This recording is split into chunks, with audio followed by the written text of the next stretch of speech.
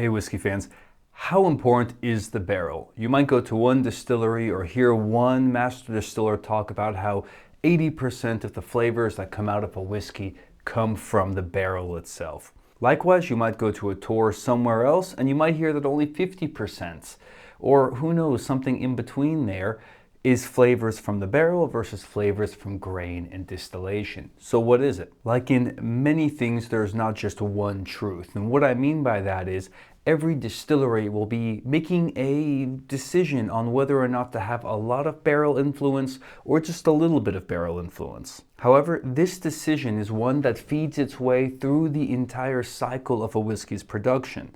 What I mean by this is, if a distiller is making a new make or a white whiskey, which is very neutral, almost like a vodka, it's distilled very clean, they're taking very clean cuts. Well, what's gonna happen is then you have almost a vodka-like, very little grain flavor in your whiskey. And because ethanol has no taste, alcohol has no taste, it's the grain that's left, the water that comes through distillation that gives it the additional flavors. Your barrel will then play a much greater influence on that end flavor.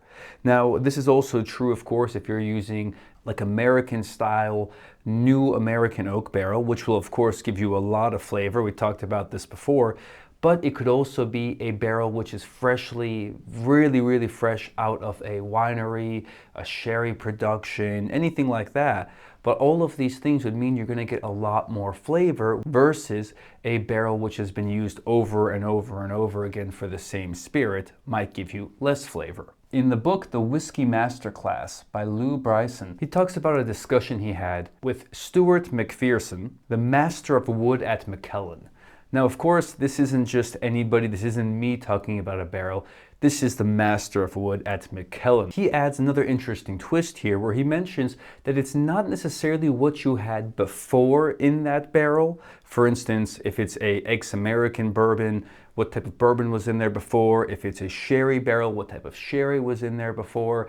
It's more about the quality of the wood itself. And this kind of makes sense. What he's advocating for is to be using very good, high quality barrels at the beginning of your production all the way to the end. If you have a bad barrel and the best whiskey goes in there, or the best wine goes in there, no matter what comes out, good or bad, when your whiskey or your spirit is getting aged in there, it's not going to taste as good as it could.